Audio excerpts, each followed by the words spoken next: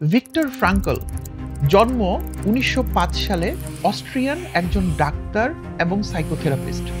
তিনি ব্যক্তিগত জীবনে অত্যন্ত ব্রিলিয়ান্ট একজন স্টুডেন্ট ছিলেন, ডাক্তার হয়েছিলেন এবং তার সারা জীবনের স্বপ্ন ছিল তিনি একজন সাইকোলজিস্ট বা সাইকোথেরাপিস্ট হিসেবে রোগীদেরকে সেবা দিবেন।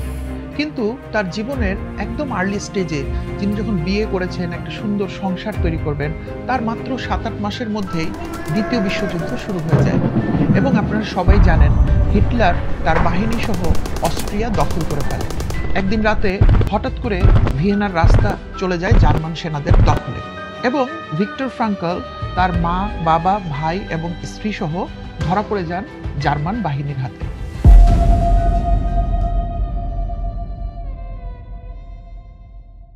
আসসালামু আলাইকুম, আশা করি সবাই ভালো আছেন। রকমারি বৈঠকের আজকের পর্বে আপনাদেরকে স্বাগত জানাচ্ছি। আজকে আপনারা আমার টেবিলে যে বইটি দেখতে পাচ্ছেন, man's search for meaning, Victor ফ্রাঙ্কলের লেখা অসামান্য একটা বই। আমি ব্যক্তিগতভাবে এই বইটা খুবই অ্যাডমায়ার করি।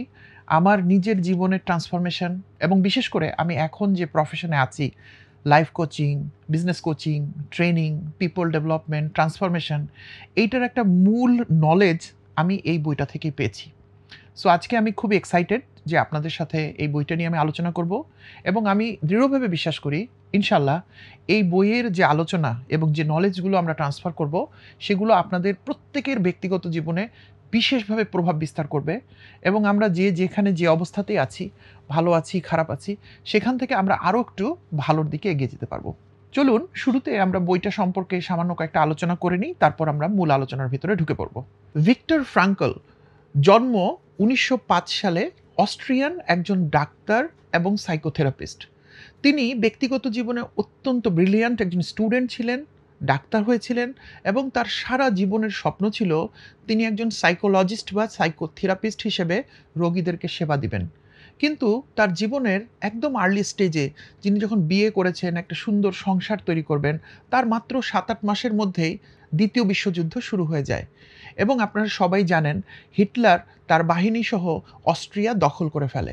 একদিন রাতে হঠাৎ করে ভিয়েনার রাস্তা চলে যায় জার্মান সেনাদের দখলে এবং ভিক্টর ফ্রাঙ্কল তার মা, বাবা, ভাই এবং স্ত্রী সহ ধরা পড়ে যান জার্মান বাহিনীর হাতে। পরবর্তীতে তাদের জায়গা হয় কনসেন্ট্রেশন ক্যাম্পে, যেই বিষয় নিয়ে এই বইয়ের একটা বড় অংশে আমরা আলোচনা করব এবং সেখান থেকে তিনি যে জিনিসগুলো শিখেন সেইগুলোকে একত্রিত করে ১৯৪৬ সালে অর্থাৎ দ্বিতীয় বিশ্বযুদ্ধ শেষ হয়ে যাওয়ার জাস্ট পরের বছরে এই বইটি প্রকাশিত হয়। এখন পর্যন্ত প্রায় ৫২টি ভাষায় বইটি অনূদিত হয়েছে এবং প্রায় ২ কোটি পরিমাণ বই হোয়াইট চ্যানেলে বিক্রি হয়ে গেছে। ১৯৯১ সালে আমেরিকার একটা জরিপে দেখা যায় যে পৃথিবীর ইতিহাসের যে ১০টি মোস্ট ইনফ্লুয়েন্সিয়াল বই আমেরিকানরা মনে করে তাদের মধ্যে প্রথম সারিতে রয়েছে মেন সার্চ ফর মিনিং বইটি। অথচ কত ছোট্ট একটা বই এবং খুব সাবলীল ইংরেজিতে লেখা একটা বই। বইটার মধ্যে মূলত ৩টি ভাগ, যার প্রথম অংশে ভিক্টর ফ্রাঙ্কল আলাপ করেছেন কনসেন্ট্রেশন ক্যাম্পে তাদের যে অমানবিক নির্যাতন এবং কষ্ট এবং মানবেতর জীবন সেই সম্পর্কে, এবং শেষের দিকের দুটো চ্যাপ্টারে, খুব ছোট ছোট ২টা চ্যাপ্টারে তিনি আলোচনা করেছেন সেখান থেকে তার যে শিক্ষা এবং সেটাকে তিনি মনোবিজ্ঞানে কিভাবে প্রয়োগ করলেন, যেটাকে আমরা আজকের দিনে লোগো থেরাপি হিসেবে জানি, একটা বিশেষ কৌশল যেখানে মনোরোগে আক্রান্ত ব্যক্তিদেরকে চিকিৎসা করা হয়। ভিক্টর ফ্রাঙ্কলের আবিষ্কৃত লোগো থেরাপি সেটা কিভাবে কাজ করে সেটার ব্যাপারে সংক্ষেপে লেখা আছে। এই বইটি মানব সভ্যতার ইতিহাসের একটি অন্যতম বইয়ে পরিণত হলো। চলুন আমরা আস্তে আস্তে জানতে শুরু করি কি ঘটেছিল কনসেন্ট্রেশন ক্যাম্পে এবং কি সেই অভিজ্ঞতা যেটার বলে ভিক্টর ফ্রাঙ্কল মনোজগতের এত বড় একটা পরিবর্তন করে দিতে পারে সেরকম একটা বই লিখে ফেললেন। যেমনটা শুরুতেই বলছিলাম, দ্বিতীয় বিশ্বযুদ্ধের একদম শুরুতে জার্মান বাহিনী যখন অস্ট্রিয়া আক্রমণ করে ইনভেড করে ফেলল, দখল করে ফেলল, ১৯৪২ সালের সুন্দর এক রাত হঠাৎ করে কালো রাতে পরিণত হলো ভিয়েনার অধিবাসীদের জন্য এবং সেখানকারই একজন নতুন ডাক্তার যিনি নিজেকে প্রতিষ্ঠিত করার জন্য আপ্রাণ চেষ্টা করে চলেছেন, সেই ডাক্তার তার পুরো পরিবার সহ, তিনি তার বাবা, মা, ভাই এবং স্ত্রী সহ হঠাৎ করে বন্দিত্বের শৃঙ্খলে আবদ্ধ হয়ে গেলেন। তাদের জায়গা হলো কনসেন্ট্রেশন ক্যাম্প। আপনারা যারা দ্বিতীয় বিশ্বযুদ্ধ, হলোকাস্ট এবং এই বিষয়গুলো সম্পর্কে জেনেছেন বা পড়েছেন, তারা হয়তো কনসেন্ট্রেশন ক্যাম্পের যে ভয়াবহ অত্যাচার এবং বন্দীদের যে মানবেতর জীবন সে সম্পর্কে হয়তো আপনারা অনেকটাই জেনেছেন। এই বইয়ের প্রথম অংশেও ভিক্টর ফ্রাঙ্কল তার নিজের জীবনের অভিজ্ঞতা থেকে তিনি কোন ধরনের বিষয়ের ভেতর দিয়ে গেছেন সেগুলো তিনি সেখানে সংক্ষেপে লেখার চেষ্টা করেছেন। এবং ভিক্টর ফ্রাঙ্কল লেখার সময় বারবার বলেছেন, আমি ততটুকুই লিখছি যতটুকু এই বইয়ের পরবর্তী অংশের জন্য প্রয়োজনীয়। অর্থাৎ এই বইটি উনি এজন্য লিখছেন না যে কনসেন্ট্রেশন ক্যাম্পের প্রকৃত চিত্র কী ছিল। তিনি বোঝাতে চেয়েছেন কনসেন্ট্রেশন ক্যাম্পের যে ভয়াবহ অভিজ্ঞতা সেখান থেকে তিনি যতটুকু নির্যাস গ্রহণ করতে পেরেছেন, যতটুকু লোগোথেরাপি এবং মনোরোগের চিকিৎসা পদ্ধতির পরবর্তী বিশাল পরিবর্তনের জন্য যে অংশটুকু কাজে লেগেছে তিনি ততটুকুই বর্ণনা করেছেন। অর্থাৎ এই বইয়ের প্রায় ১০০ পৃষ্ঠার মধ্যে আমরা এই কনসেন্ট্রেশন ক্যাম্পের বা বন্দিশালার যে চিত্র খুঁজে পাই সেটা আসলে মূল হলোকাস্টের খুব সামান্য একটা অংশ। সেখানে অবশ্যই জার্মান সোলজাররা ছিলেন যারা তাদের জন্য প্রহরী হিসেবে কাজ করতেন, নানাভাবে তাদেরকে অত্যাচার করতেন। কিন্তু অবাক করা বিষয় হলো এই প্রহরীদের মধ্যে একটা বিশেষ গ্রুপকে তৈরি করা হতো বন্দিশালার বন্দীদেরকে নিয়েই, এবং তাদের নির্বাচনের প্রধান প্রক্রিয়া ছিল যে ওই লোকগুলো ওই বন্দীদের মধ্যে কারা সবচেয়ে বেশি নির্মম এবং নির্দয় আচরণ করতে পারে অন্যদের সাথে। এই যোগ্যতার মাপকাঠিতে কেপো নামে একটা বিশেষ গ্রুপ তৈরি করা হয়েছিল যারা জার্মান সোলজার অর্থাৎ এসএস সিকিউরিটি গার্ড তাদেরকে হেল্প করত। এবং ভিক্টর ফ্রাঙ্কল বলছেন এই কেপোরা ছিল জার্মান গার্ডদের থেকেও বেশি হিংস্র, এবং কনসেন্ট্রেশন ক্যাম্পে তাদেরকে অমানসিক অত্যাচার এবং নির্যাতনের ভেতর দিয়ে যেতে হতো।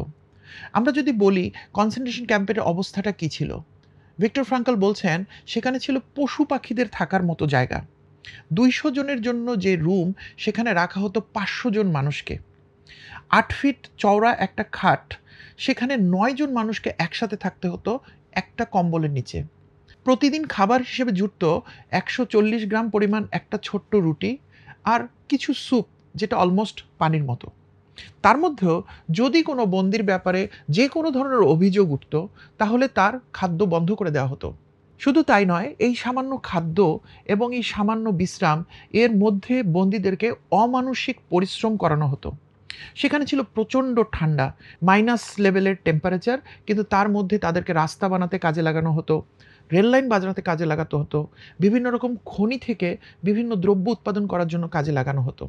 এবং আপনারা বুঝতেই পারেন যে একটা সমাজ ব্যবস্থার সব মানুষ কিন্তু এই ধরনের অমানসিক পরিশ্রম করার জন্য ফিজিক্যালি রেডি থাকেন না, কিংবা যারা থাকেনও তারা বন্দি শিবিরের এই ধরনের সিচুয়েশনের মধ্যে নিজেদেরকে খাপ খাওয়াতে তাদের অনেক কষ্ট হয়ে যায়।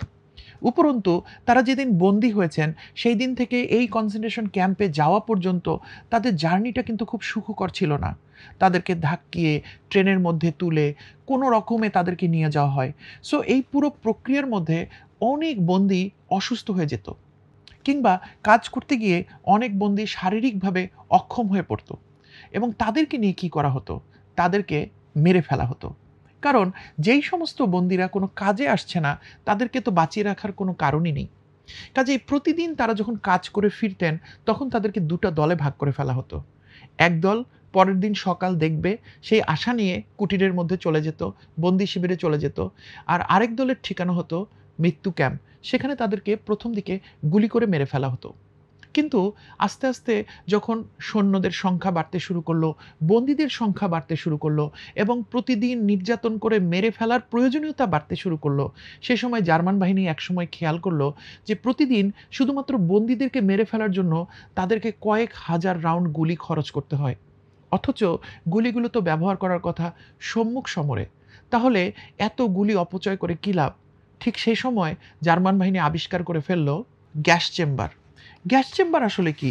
গ্যাস চেম্বার হচ্ছে এমন একটা ভয়ঙ্কর চুল্লি যেখানে একজন মানুষকে মোটামুটি অচেতন বা অবচেতন অবস্থায় যদি আপনি বেল্ট দিয়ে বেঁধে একটা স্ট্রেচারে ঢুকিয়ে দেন, অল্প কয়েক মিনিটের মধ্যে প্রচণ্ড তাপে সেটা শরীরটা ভস্মীভূত হয়ে যাবে এবং কিছু ছাইয়ে পরিণত হবে।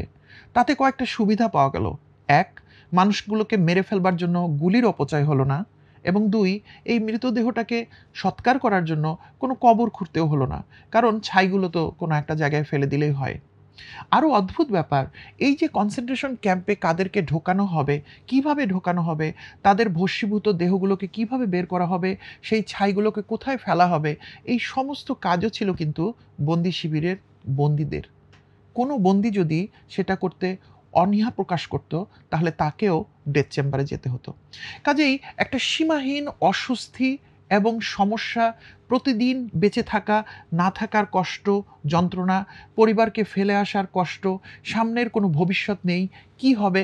একমাত্র ভবিষ্যৎ যেটা চোখে পড়ে সেটা হচ্ছে কোনো একদিন নিশ্চিত মৃত্যু। এত বড় বিশ্বযুদ্ধ, সেটা থামবে কি কোনো দিন? জার্মান বাহিনী কি পরাজিত হবে? এত সব প্রশ্নের দোলাচলে বেশিরভাগ মানুষ জীবন সম্পর্কে হতাশ হয়ে পড়ত এবং তারা জীবনের আর কোনো ভবিষ্যৎ খুঁজে পেত না। এবং এই ভবিষ্যৎ যখন খুঁজে পেত না, তখন তারা আত্মহত্যার পথ বেছে নিত। কিন্তু তাদেরকে কঠোর নিয়মতান্ত্রিকতার ভিতর রাখা হতো, কাজেই আত্মহত্যার কোনো মাধ্যম তারা খুঁজে পেত না। তাদের সামনে একটা রাস্তাই খোলা থাকতো, সেটা হতো ক্যাম্পের চারিদিকে যে উঁচু ভোল্টেজের তারগুলো দেয়া আছে, কাঁটা তারগুলো দেয়া আছে, এটা ধরে আত্মহত্যা করা। কাজেই কোনো একদিন হঠাৎ করে একজন বন্দী ক্যাম্প থেকে বের হয়ে কাঁটাতারের দিকে দৌড় দিত এবং সে যদি কাঁটাতার পর্যন্ত পৌঁছতে পারত, তাহলে কাঁটাতার ধরেই সে উচ্চ ভোল্টেজে জীবন দিয়ে দিত।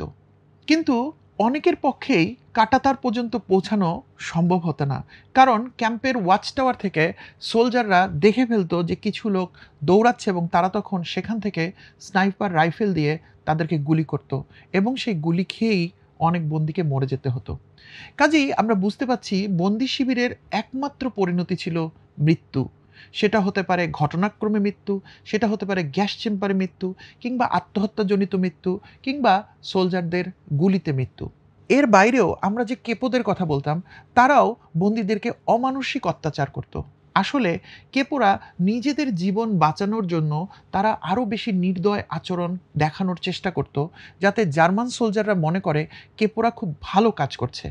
এবং এর অংশ হিসেবে তারা অহেতুক বিভিন্ন বন্দি শিবিরে ঢুকে বন্দীদেরকে নির্যাতন করত, অত্যাচার করত, অপমান করত। এবং সেই অত্যাচার এবং অপমান শুরু হতো একজন বন্দীকে উলঙ্গ করার মধ্য দিয়ে।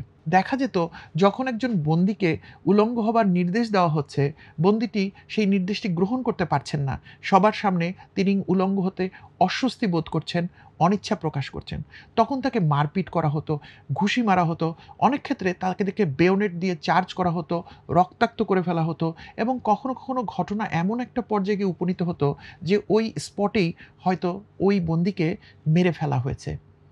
এসব ছিল বন্দি শিবিরের নিত্য নৈমিত্তিক পরিস্থিতি এবং এমন পরিস্থিতির মধ্যে ক্ষুধা, কষ্ট, মৃত্যুর ভয় সব কিছুর মিলেই বেশিরভাগ বন্দী বিমর্ষ থাকত এবং সেটাই স্বাভাবিক। কিন্তু খেয়াল রাখতে হবে, ভিক্টর ফ্রাঙ্কল ছিলেন একজন মনোরোগ বিশেষজ্ঞ।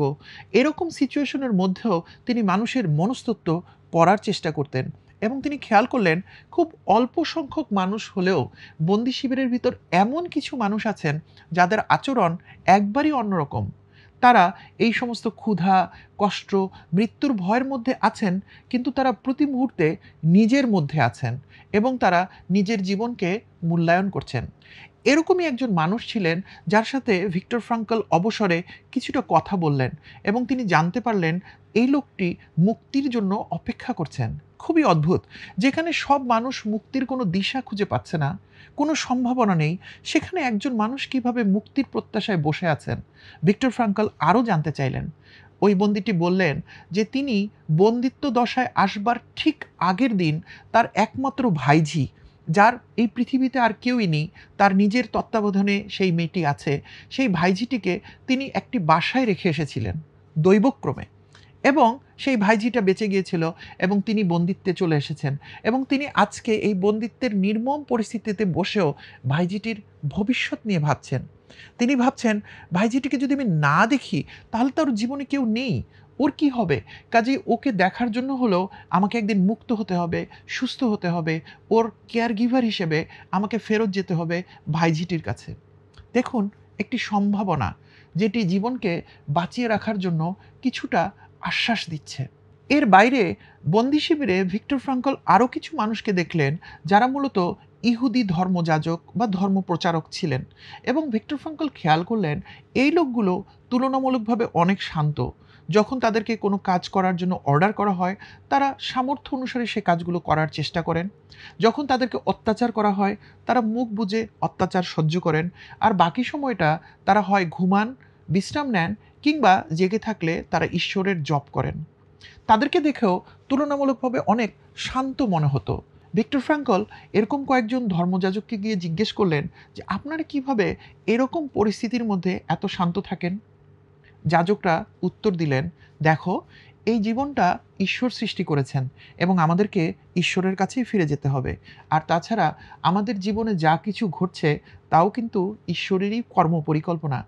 কাজেই আমাকে যেহেতু যে কোনো পরিস্থিতিতে ঈশ্বরকেই সন্তুষ্ট রাখতে হবে, কাজেই তার পরিকল্পনাকে আমি কিভাবে ঋণাত্মক দৃষ্টিকোণ থেকে দেখি। আর তাছাড়া আমার যেহেতু আল্টিমেট পথ হচ্ছে ঈশ্বরের কাছে ফেরত যাওয়া এবং সেটা যেহেতু মৃত্যুর মধ্য দিয়েই ঘটবে, কাজেই আমি কনসেন্ট্রেশন ক্যাম্পে মরে যাচ্ছি কিংবা কারো অত্যাচারে মরে যাচ্ছি নাকি স্বাভাবিকভাবে মরে যাচ্ছি, এর মধ্যে আসলে আমাদের কাছে কোনো পার্থক্য নেই। কাজেই আমরা চাই যে কোনো বর্তমান মুহূর্তে ঈশ্বরকে জপ করতে, ঈশ্বরকে খুশি করতে।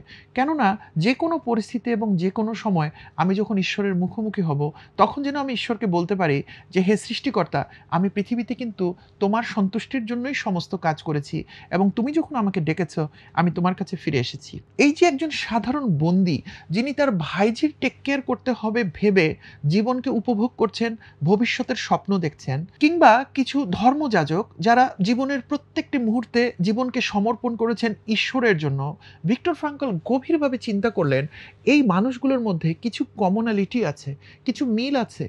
সেটা হচ্ছে তারা জীবনের উদ্দেশ্য খুঁজে পেয়েছেন। একজন জীবনের উদ্দেশ্য খুঁজে পেয়েছেন, তার হারিয়ে যাওয়া ভাইঝির টেক কেয়ার করতে হবে। অন্যদিকে একদল লোক জীবনের উদ্দেশ্য খুঁজে পেয়েছেন, ঈশ্বরের জন্য জীবনকে সমর্পণ করতে হবে।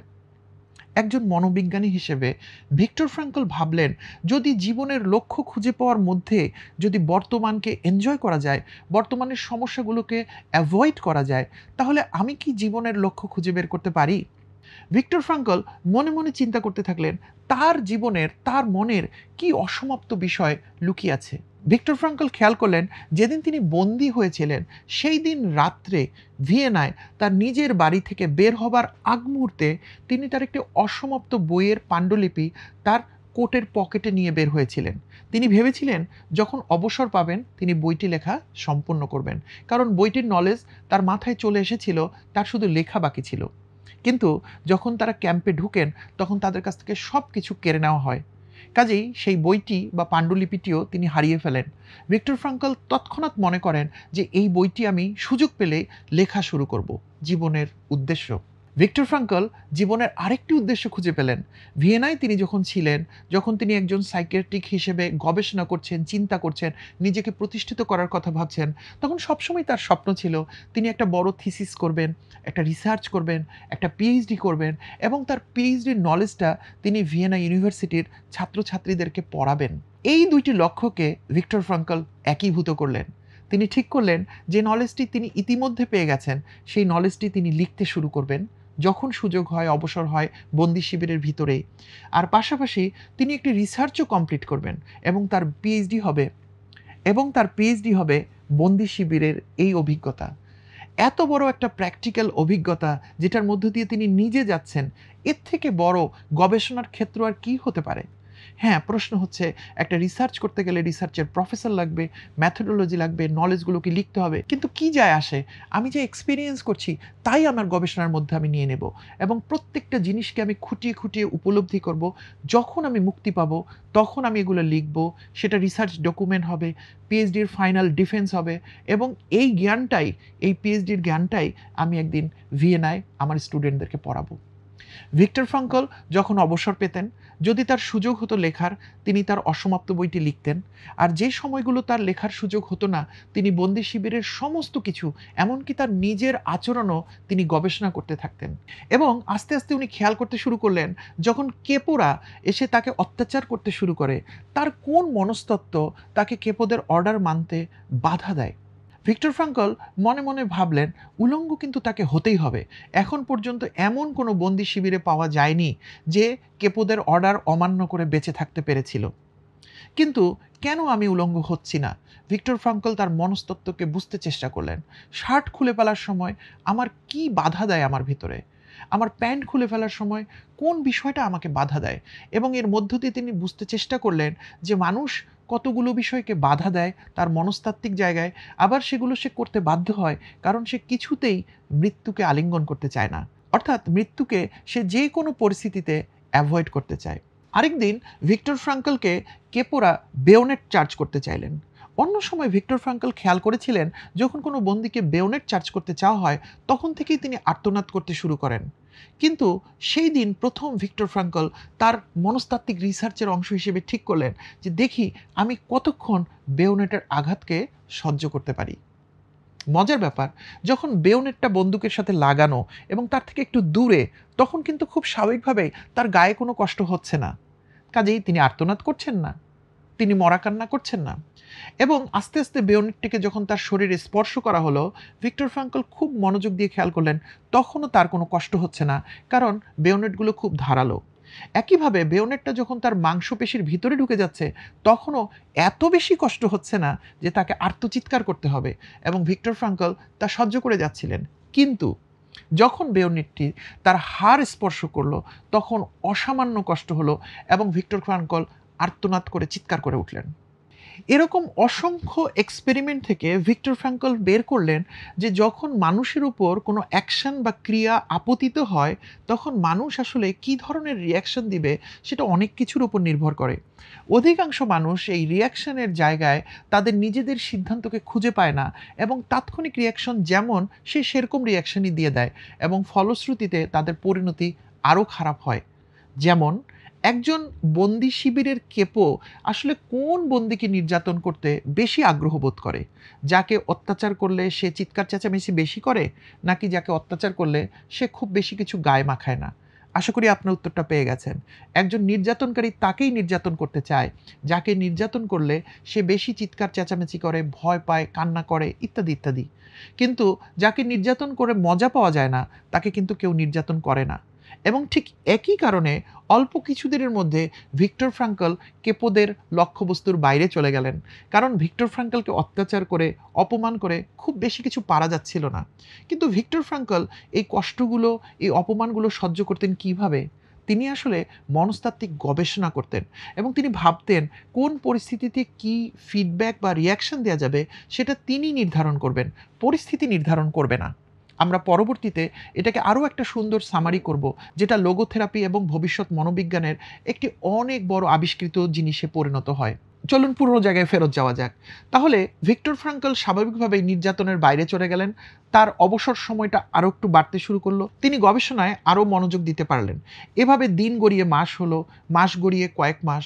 একদিন রাতে বন্দি শিবিরের কেপো এবং সোলজারদের ভিতর কয়েকজন এলেন ভিক্টর ফ্রাঙ্কলের সাথে দেখা করতে। ভিক্টর ফ্রাঙ্কল ভাবলেন তারা বুঝি তাকে অত্যাচার করবেন, কিন্তু তারা গোপনে ভিক্টর ফ্রাঙ্কলকে বললেন যে তোমার কি হয়েছে? ভিক্টর ফ্রাঙ্কল বললেন আমার তো কিছু হয়নি, আমি যেমন ছিলাম সেরকমই আছি। তারা বললেন না, তোমার কিছু পরিবর্তন হয়েছে, তোমাকে অত্যাচার করলে তুমি আগে যেভাবে রিয়াকশন দিতে এখন সেভাবে রিয়াকশন দাও না। ভিক্টর ফ্রাঙ্কল বলল আমি কিছু গবেষণা করছি। কেপো এবং সোলজাররা বলল তোমার গবেষণার যদি কোনো ভালো ফল হয় তাহলে সেটা কি তুমি আমাদের সাথে শেয়ার করবে? ভিক্টর ফ্রাঙ্কল বললেন কেন? তারা বলল কারণ আমরাও আসলে অনেক মানসিক যন্ত্রণার ভিতর দিয়ে যাচ্ছি এবং আমরাও আসলে যে কাউকে এমনিতেই অত্যাচার করতে চাই না, কিন্তু আমরা করতে বাধ্য হই। কিন্তু আমরা শান্ত থাকতে চাই, আমরাও ভালো থাকতে চাই। তোমার কাছে যদি সেরকম কোনো জ্ঞান থাকে তাহলে তুমি আমাদেরকে সেটা দাও। ভিক্টর ফ্রাঙ্কল বললেন আমি আসলে জীবনের পারপাস নিয়ে কাজ করছি। তারা বলল এটা আবার কি? ভিক্টর ফ্রাঙ্কল বলল যেমন ধরো আমার জীবনের পারপাস হচ্ছে তোমরা আমাকে যতই অত্যাচার করো, আমার কষ্ট যতই দীর্ঘায়িত হোক, বন্দি শিবিরে আমি যতদিনই থাকি না কেন, আমি বেঁচে থাকার আপ্রাণ চেষ্টা করব, ভালো থাকার চেষ্টা করব, কারণ আমি এখানকার গবেষণাগুলো একদিন রিসার্চ হিসেবে পাবলিশ করে পিএইচডি ডিগ্রি নিয়ে ভিয়েনার ইউনিভার্সিটিতে পড়াবো। এটাই আমার লাইফের পারপাস। কেপুরা খানিকটা হতাশ হলো। তারা বলল তুমি তো বিদ্বান লোক, তোমার তো জীবনের পারপাস থাকবে, কিন্তু আমাদের জীবনের পারপাস কি হবে? ভিক্টর ফ্রাঙ্কল বললেন হতে পারে জীবনের পারপাস মানে শুধু পিএইচডি করা না, ইউনিভার্সিটিতে পড়ানো না। তোমার জীবনে যা কিছু তোমার করতে ইচ্ছা করে, বন্দি শিবিরের ভিতরে বসে যদি তুমি সেটার কথা কল্পনা করতে পারো, সেটাও হতে পারে জীবনের পারপাস। সোলজাররা বলল সেটা আবার কেমন?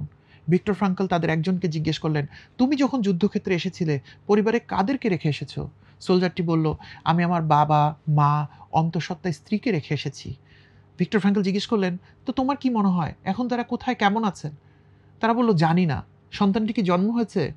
নিশ্চিত নই। ছেলে হয়েছে না মেয়ে হয়েছে? জানি না। ফ্রাঙ্কল বললেন, দেখো, এত অজানা এবং অনিশ্চয়তার ভিড়ে তুমি কিন্তু তোমার পরিবারকে নিয়ে একটা স্বপ্ন দেখতেই পারো। ধরো, যুদ্ধ একদিন শেষ হলো এবং তাদেরকে তুমি সুস্থ এবং স্বাভাবিকভাবে ফিরে পেলে। তোমার একটি পুত্র বা কন্যা সন্তানকেও তুমি পেলে। এদেরকে নিয়ে তুমি কি করবে? তুমি কি আবার কখনো ভবিষ্যতে যুদ্ধক্ষেত্রে যাবে? নাকি তুমি তাদেরকে নিয়ে বাকি জীবন কাটিয়ে দিবে? সোলজারটি বলল, যুদ্ধের বিভীষিকায় আর আসতে চাই না। আমি যদি সত্যি তাদেরকে কোনোদিন ফিরে পাই, তাহলে গ্রামে কৃষিকাজ করব। আমার সন্তান, স্ত্রী, মা-বাবাকে নিয়ে যতটুকু সুখে থাকা যায় সেই জীবনটাই আমি পালন করব। ফ্রাঙ্কল বললেন, এটাই হতে পারে তোমার জীবনের পারপাস। তুমি যখন কাজ করবে, কাজের মধ্যে থাকবে, যখন অবসর থাকবে, এই পারপাসটিই তুমি কল্পনা করবে এবং হয়তো এই জীবনের পারপাস তোমাকে আজকের দিনে বর্তমান সময়ে তোমাকে সুখী করবে। সৃষ্টিকর্তা চাইলে এই পারপাসটি তোমার জীবনে ঠিকমতোই ফলে যেতে পারে। এভাবে কয়েকজন সোলজার, তাদের মাধ্যমে আরও কিছু সোলজার আস্তে আস্তে জীবনের পারপাস ঠিক করতে শুরু করলেন এবং একসময় দেখা গেল এই নির্দিষ্ট বন্দি শিবিরটি, সেখানে আরও শত শত বন্দি শিবির ছিল, কিন্তু যে বন্দি শিবিরে ভিক্টর ফ্রাঙ্কল ছিলেন সেই বন্দি শিবিরটি তুলনামূলকভাবে অনেক শান্ত। সেখানে ক্যাজুয়ালিটির পরিমাণ কম, গণ্ডগোল ঝামেলা কম। আস্তে আস্তে এই খবর ঊর্ধ্বতন কর্তৃপক্ষের কাছে চলে গেল, জার্মানের রাজধানীতে পৌঁছালো এবং তারা সেখান থেকে জানতে পারলেন যে ভিক্টর ফ্রাঙ্কল নামের এক লোক আছে যিনি কিনা সোলজারদের এবং কেপোদেরকে শান্ত করছেন এবং এর ফলে ওই ক্যাম্পে ঝামেলা কম হচ্ছে। তারা খুবই অবাক হলেন। তারা আরও খবরাখবর নিলেন এবং এক পর্যায়ে বিষয়ের সত্যতা সম্পর্কে নিশ্চিত হলেন। তখন তারা ভিক্টর ফ্রাঙ্কলকে একজন চিকিৎসক এবং সাইকোথেরাপিস্টের পদমর্যাদায় আরও বেশি রোগীদের চিকিৎসা করার জন্য নিয়োগ করলেন। একসময় যুদ্ধ শেষ হয়ে গেল এবং ভিক্টর ফ্রাঙ্কল ঠিক ঠিক মুক্তি পেয়ে গেলেন। সেখান থেকে ফিরে তিনি ভিয়েনায় গেলেন, অবশ্যই সুস্থ হলেন, স্বাভাবিক হলেন, শরীরের রোগ এবং অন্যান্য কিছু সারিয়ে তোলা হলো এবং তিনি তার রিসার্চ কমপ্লিট করলেন এবং একসময় তিনি ভিয়েনায় প্রফেসর হিসেবে জয়েন করলেন এবং বাকি জীবন এই কনসেন্ট্রেশন ক্যাম্পের অভিজ্ঞতা থেকে মেন সার্চ ফর মিনিং এই বই বা এরকম আরও কিছু বইয়ের আলোকে তিনি লোগোথেরাপি তৈরি করলেন এবং বাকি জীবন তার ছাত্রছাত্রী এবং পৃথিবীর মানুষদেরকে তিনি মনোবিজ্ঞানের এক নতুন দিক সম্পর্কে শিক্ষা দিয়ে গেলেন। ভিক্টর ফ্রাঙ্কল তার বইতে লিখছেন যে যখন আমি বন্দি শিবিরে ছিলাম তখন অসংখ্যবার আমার সামনে নানা অপশন এসেছে। যেমন একবার আমি যখন রোগীদের ট্রিটমেন্ট করছিলাম তখন আমার এক বন্ধু বন্দি শিবির থেকে পালানোর রাস্তা খুঁজে বের করে ফেলেছিলেন। তখন পর্যন্ত কিন্তু তারা জানতেন না কবে যুদ্ধ শেষ হবে এবং কখন কি হবে। ওই বন্দি শিবির থেকে পালিয়ে তাদের কপালে কি জুটবে তাও তারা জানতেন না, কিন্তু বন্দি শিবিরের ভিতর যে নিশ্চিত মৃত্যু সেটা তার বন্ধু জানতেন এবং তিনি ভিক্টর ফ্রাঙ্কলকে মোটামুটি রাজি করে ফেলেছিলেন যে তারা সেখান থেকে পালিয়ে যাবেন। কিন্তু ভিক্টর ফ্রাঙ্কল শেষ পর্যন্ত পালাতে রাজি হননি, কারণ ভিক্টর ফ্রাঙ্কল বুঝেছিলেন যে তিনি এখানে শুধু একজন বন্দী নন, তিনি একজন ডাক্তারও। তিনি যদি পালিয়ে যান তাহলে তার যে 40 জন বন্দী রোগী তাদের ভবিষ্যৎ কী হবে, এবং এটা ভেবে ভিক্টর ফ্রাঙ্কল সেখানে রয়ে গিয়েছিলেন। ভিক্টর ফ্রাঙ্কল বলেছেন যে জীবনের প্রত্যেকটা মুহূর্তে, সে আপনি বন্দী অবস্থায় থাকেন কিংবা ভালো অবস্থায় থাকেন, আপনি উন্নততর অবস্থায় থাকেন কিংবা আপনি ক্ষতির মাঝে থাকেন, জীবন আপনাকে প্রতি মুহূর্তে অসংখ্য অপশন দিবে, অসংখ্য অ্যাকশনের মধ্যে ফেলবে আপনাকে। আপনার দায়িত্ব হচ্ছে প্রত্যেকটা মুহূর্তে আপনি নিজের মতো করে সিদ্ধান্ত নেবেন, নিজের বিবেককে কাজে লাগিয়ে প্রিন্সিপাল ভ্যালুর আলোকে সিদ্ধান্ত গ্রহণ করবেন এবং সেই সিদ্ধান্ত আপনাকে আরও একটা বেটার ভবিষ্যতের দিকে ঠেলে দেবে। এই বিষয়টিকে ভিক্টর ফ্রাঙ্কল নাম দিয়েছেন হিউম্যান ফ্রিডম। অর্থাৎ আপনি যেখানে যে অবস্থায় থাকেন না কেন, একজন মানুষের সিদ্ধান্ত নেবার স্বাধীনতা আছে। তার সমস্ত কিছু কেড়ে নেওয়া যেতে পারে, সম্পত্তি, পোশাক আশাক, সামাজিক পদমর্যাদা, সব কিছু। তারপরও একজন মানুষের সিদ্ধান্ত নেবার ক্ষমতা থাকে, সঠিকের পক্ষে সিদ্ধান্ত নেওয়ার ক্ষমতা থাকে। এবং লেগোথেরাপির এক পর্যায়ে ভিক্টর ফ্রাঙ্কল বলেছেন, এটাকে আমরা অনেক সময় লাস্ট অফ হিউম্যান ফ্রিডমও বলতে পারি। অর্থাৎ এই যে মানুষের স্বাধীন থাকবার ক্ষমতা যে কোনো পরিস্থিতিতে, সেটা একদিন কোনো একটা জায়গায় গিয়ে শেষ হয়ে যায় যেখানে তার সামনে দুটা দরজা খোলা থাকে।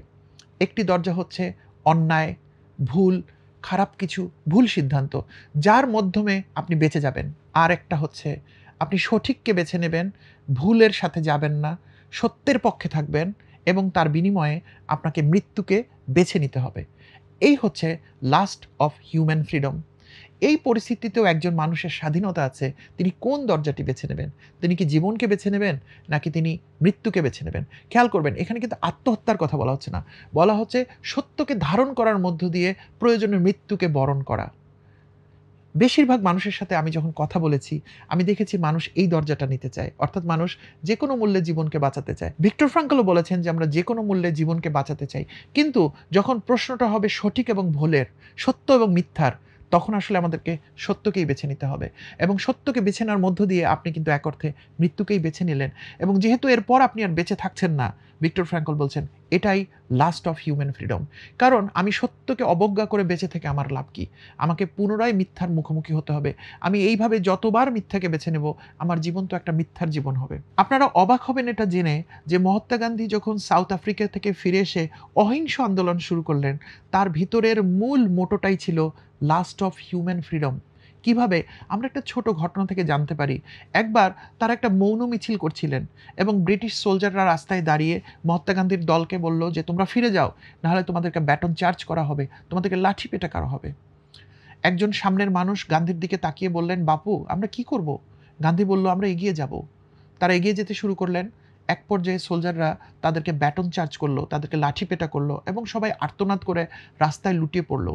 লুটিয়ে পড়া লোকটি গান্ধীর দিকে তাকিয়ে আবার বলল, "বাপু, আমরা এখন কি করব?" গান্ধী বললেন, "আমরা আবার উঠে দাঁড়াবো এবং আমরা হাঁটবো।" তারা উঠে দাঁড়ালেন, হাঁটলেন এবং তাদেরকে আবার লাঠিপেটা করা হলো। লোকগুলো আবার পড়ে গেলেন, প্রায় মৃতপ্রায় অবস্থা। তারা আবার জিজ্ঞেস করলেন, "বাপু, আমরা কি করব?" মহাত্মা গান্ধী বললেন, "আমরা উঠে দাঁড়াবো এবং আমরা হাঁটতে থাকবো।" লোকটি বললেন, "কতক্ষণ?"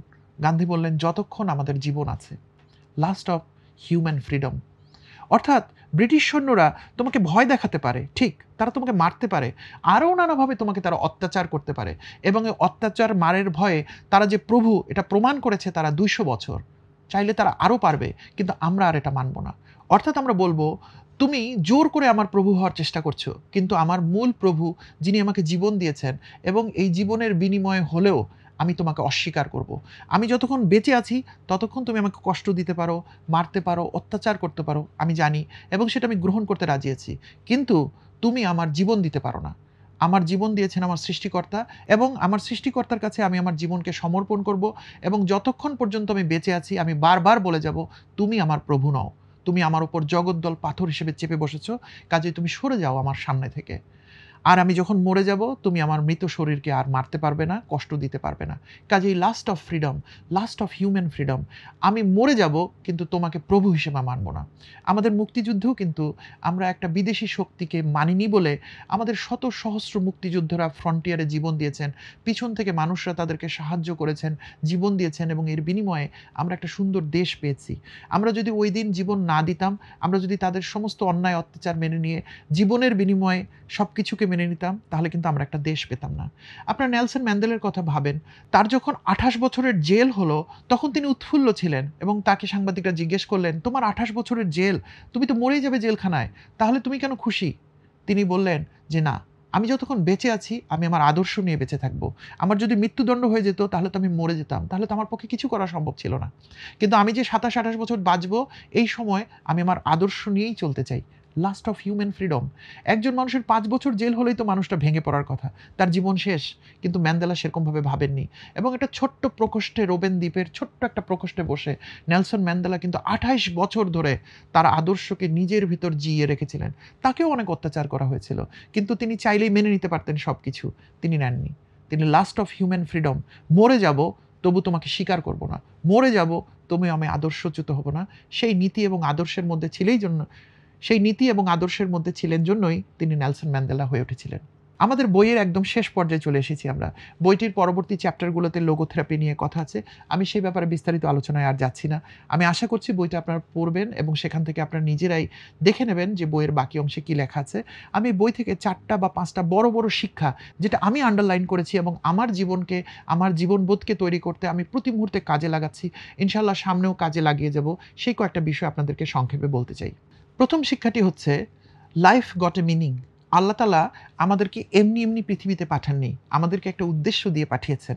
কাজেই জীবনে যত ভয়াবহ পরিস্থিতির মধ্যেই আমি থাকি না কেন, আমি কখনোই ভুলে যাব না যে আমার একটা পারপাস আছে। এবং এই ভয়াবহ পরিস্থিতি উত্তরণ করার পরেই আমি সেই পারপাসটা সার্ভ করতে পারবো। কাজেই ইনশাআল্লাহ আমি কখনোই ভয়ে মরে যাব না।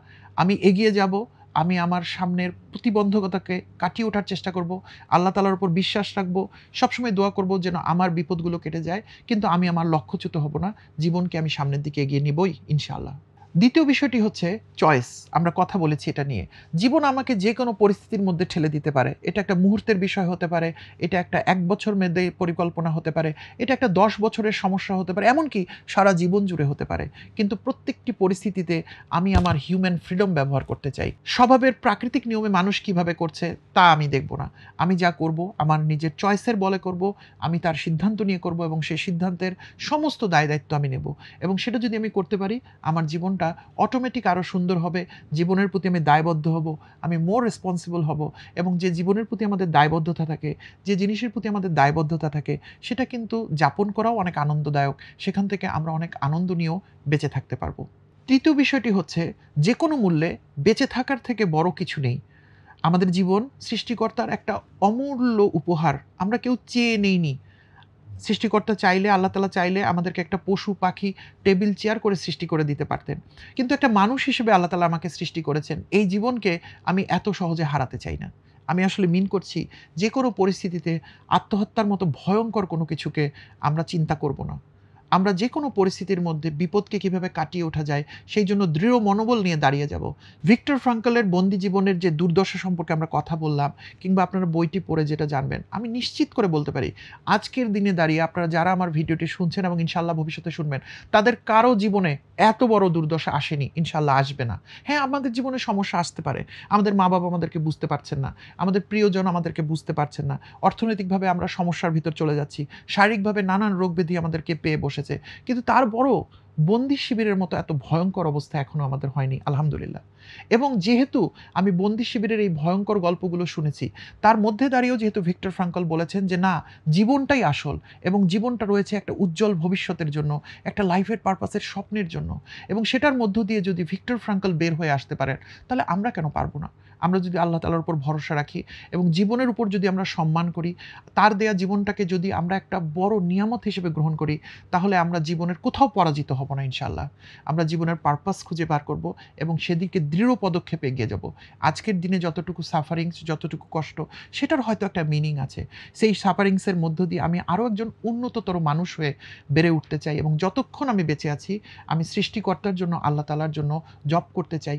তাকে আমি সন্তুষ্ট করতে চাই আমার কাজের মধ্য দিয়ে, তার ইবাদতের মধ্য দিয়ে। তাহলে আমার বর্তমানটা সুন্দর হবে, আর বর্তমানটা যদি সুন্দর হয়, আমার জীবনটা সুন্দর হবে। ইহকালে এবং পরকালে আমি যখন দাঁড়াবো, সেই ইহুদি ধর্মযাজকদের মতো করে বলছি, আমি আল্লাহ তাআলার সামনে গিয়ে বলতে পারবো যে, আল্লাহ তাআলা, তুমি তো আমাকে অনেক কষ্ট দিয়েছো, কিন্তু আমি তো তোমাকে ভুলিনি। আমি তো তোমার জব করেছি, ইবাদত করেছি এবং মানুষের কল্যাণের জন্য কাজ করেছি। কাজেই তুমি আমাকে পৃথিবীতে হয়তো মুক্তি দাওনি, পৃথিবীতে হয়তো সুন্দর জীবন দাওনি, কিন্তু পরকালে আমাকে একটা সুন্দর বেহেশতের জায়গা আমাকে তুমি দাও। শেষ পয়েন্টটি হচ্ছে, অন্যের জন্য বাঁচা।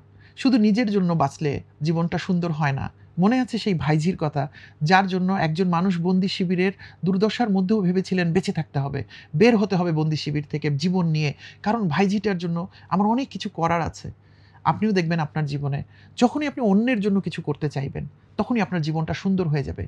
আর যখন আপনি আত্মকেন্দ্রিক, স্বার্থপরের মতো বাঁচতে চাইবেন, আপাত দৃষ্টিতে মনে হচ্ছে আমি তো বেশি ভালো কাপড় পরছি, আমি তো অনেক খাচ্ছি, আমার তো জীবনটা সুন্দর হচ্ছে, কিন্তু আসলে সেটা হয় না। সেই সমস্ত মানুষ হতাশার মধ্যে বেশি ডুবে যায়। আমরা লাইফ কোচ হিসেবে যখন কাজ করি, আমরা দেখি যারা আত্মকেন্দ্রিক, কিন্তু যারা অন্যের জন্য কিছু করেছে, সেটা হতে পারে একজন মানুষ, পশু পাখি, গাছপালা, যে কোনো কিছু, পৃথিবীর জন্য, প্রকৃতির জন্য যদি আপনি কাজ করেন, তাহলে আপনার জীবনটা অটোমেটিক অনেক সুন্দর হয়ে যাবে। আমরা শেষ করব বইটার ভিতরের একটা ছোট্ট কথা দিয়ে, আমার মনে কথাটা খুব দাগ কেটে গেছে। ভিক্টর ফ্রাঙ্কল বলেছেন যে একটা বই আপনি যদি যে কোনো একটা পাতা খুলেন, আপনি কি বুঝতে পারবেন বইটিতে কি লেখা আছে? আপনি বুঝতে পারবেন না। আবার বইয়ের যদি শেষ পাতাটা যদি আপনি পড়েন, একটা যেকোনো উপন্যাস, তাহলে কি আপনি বুঝতে পারবেন বইয়ের ভেতর কি ঘটেছিল? হ্যাঁ, শেষ পাতায় হয়তো আপনি দেখবেন নায়ক নায়িকার বিয়ে হয়ে গেছিল, কিংবা তারা সেপারেট হয়ে গেছিল, কিছু একটা বিয়োগাত্মক অথবা ভালো, যেকোনো কিছুই। কিন্তু আপনি তো আসলে পুরো ঘটনাটা জানতে পারলেন না। তাহলে ভিক্টর ফ্রাঙ্কল বলছেন যে একটা বই, সেটা যে কোনো উপন্যাস হোক না কেন, হঠাৎ করে ভিতরের পাতা বের করে পড়লে আপনি বইটা বুঝবেন না। আবার শেষের পাতা পড়লেও আপনি বইটা বুঝবেন না। আবার ১ম পাতা পড়েও আপনি বইটা বুঝবেন না। তাহলে বইটা আপনি কিভাবে বুঝবেন? যখন বইটার ১ম থেকে প্রত্যেকটা পাতা আপনি মনোযোগ দিয়ে বুঝে, বুঝে পড়বেন, চরিত্রগুলোর মধ্যে ডুবে যাবেন, চরিত্রগুলো কেন, কোন পরিস্থিতিতে কোন আচরণ করছে, সেটা আপনি আত্মস্থ করতে থাকবেন। তখন একসময় বইয়ের শেষ পাতায় পৌঁছে গেলে আপনি পুরো বইটা বুঝতে পারবেন এবং আপনার মধ্যে একটা আত্মতৃপ্তি তৈরি হবে যে হ্যাঁ, আমি বইটি বুঝে পড়েছি। এই বইটির কথাগুলো আমি জানি, এই বইটির দর্শন আমি বুঝি, এই বইয়ের চরিত্রগুলোর আচরণ আমি বুঝতে পেরেছি। ভিক্টর ফ্র্যাঙ্কল বলেছেন, আমাদের জীবন ঠিক এরকমই। আমরা জীবনের একটা পাতা পড়লে জীবনটাকে বুঝতে পারবো না। হঠাৎ করে জীবনের শেষ প্রান্তে পৌঁছে গেলেও জীবনটাকে বোঝা যাবে না। তাহলে জীবনটাকে বুঝতে হলে কি করতে হবে? জীবনের প্রত্যেকটা পাতা ভালো করে আস্বাদন নিয়ে পড়তে হবে। বইয়ের প্রত্যেকটা পাতায় কি সুন্দর কথা লেখা থাকে? অনেক জায়গায় কিন্তু দুঃখের কথা লেখা থাকে। নায়ক, নায়িকা বা অন্য চরিত্র অনেক ভয়ঙ্কর, নিদারুণ কষ্টের ভিতর দিয়ে যাচ্ছে। সেটাও তো বইয়ের একটা অংশ। তাহলে আপনার আমার জীবনের প্রত্যেকটা দিন, প্রত্যেকটা ঘন্টা যদি এক একটা বইয়ের পাতা হয়, আমার জীবন বইয়ের পাতা হয়, আপনার জীবন বইয়ের পাতা হয়, হয়তো প্রত্যেকটা পাতা, প্রত্যেকটা দিন, প্রত্যেকটা ঘন্টা একই রকম সুন্দর নাও হতে পারে। কিন্তু হতাশ হবেন না। এই বইটা পড়া, জীবনের এই বইটা আত্মস্থ করাই আপনার জীবনের উদ্দেশ্য। আপনার অনেক মহান ব্যক্তি হওয়ার দরকার নেই। আপনার ভিক্টর ফ্র্যাঙ্কল হতে হবে না। আপনার খুব একটা সাধারণ মানুষ হবার দরকার নেই। আপনি আপনার মতো হন। কিন্তু আপনার জীবনের যে বইটা, তার প্রত্যেকটা পাতা আপনি আস্বাদন নিয়ে পড়ুন। এটা যদি ভালো পাতা হয়, আলহামদুলিল্লাহ। এটা যদি কঠিন, খারাপ, ভয়ঙ্কর পাতা হয়, তবুও আলহামদুলিল্লাহ, কারণ আমি এটাকে কাটিয়ে সামনের দিকে এগিয়ে যেতে চাই। এবং সবশেষে আমাদের মৃত্যু একদিন আসবে, তাই না? নিশ্চিত, অনিশ্চিত মৃত্যু। আমি বলি মৃত্যু আসবেই, আবার অনিশ্চিত কখন আসবে জানি না। হয়তো এই ভিডিও রেকর্ড করার মধ্যেও আমি মরে যেতে পারি। অর্থাৎ আমাদের জীবনের মৃত্যুটা যেদিন আসবে, সেদিন জীবন বইটার শেষ পাতা চলে আসবে। আমরা যদি মৃত্যুর আগে কিছুক্ষণের জন্য উপলব্ধি করতে পারি, তাহলে আমরা বলবো আলহামদুলিল্লাহ, বইটা সুন্দরভাবে পড়েছি, জীবনের বইটা ভালোভাবে পড়া হয়েছে এবং জীবনের শেষ দৃশ্যটাও আমার কাছে ক্লিয়ার। আলহামদুলিল্লাহ, সুন্দর একটা জীবন কাটিয়েছি এবং আল্লাহর কাছে ফিরে যাওয়ার জন্য আমি প্রস্তুত। এরকম একটা সুন্দর জীবনের থেকে বড় আর কি হতে পারে? চলুন সেরকম একটা জীবন কাটানোর জন্য নিয়ত করি এবং ভিক্টর ফ্র্যাঙ্কলের এই অসামান্য বই মেন সার্চ ফর মিনিং, এই বইটি নিজে থেকে পড়ার জন্য আমি আপনাদেরকে অনুরোধ করব। পাশাপাশি এই বইটার লিঙ্ক, এই বইটার অনুবাদের লিঙ্ক রকমারি থেকে কিভাবে কিনবেন সেটা ডেসক্রিপশন এবং কমেন্ট বক্সে দিয়ে দিচ্ছি। আপনারা ভবিষ্যতে কোন বই নিয়ে আলোচনা চান সে ব্যাপারে আমাদেরকে জানান। বইটি পড়ে আপনাদের কেমন লাগলো সেটা জানান। বইয়ের অভিজ্ঞতার সাথে আপনার জীবনের কোন অভিজ্ঞতা মেলে, কিংবা কোন বিষয়টি আপনি মানতে পারছেন না, সেটাও আমাদেরকে কমেন্ট করে জানান। আপনাদের কমেন্ট, ফিডব্যাক আমাদের জন্য খুব ইম্পর্টেন্ট। আপনাদের উত্তরের অপেক্ষায়, কমেন্টের অপেক্ষায় রইলাম। আগামী দিন আবার কোনো নতুন বই নিয়ে আপনাদের সাথে দেখা হবে। ততক্ষণ পর্যন্ত ভালো থাকবেন। আপনাদের জন্য অনেক দোয়া এবং শুভকামনা থাকলো। আমাদের জন্য দোয়া করবেন। খোদা হাফেজ। আসসালামু আলাইকুম। 1 লক্ষাধিক পণ্য আর অসংখ্য সুবিধা নিয়ে আস্থার রকমারি আপনার দৌড়ে। যা কিছু দরকারি সাথে আছে রকমারি। বই ও পণ্য অর্ডার করতে ভিজিট করুন এখনই।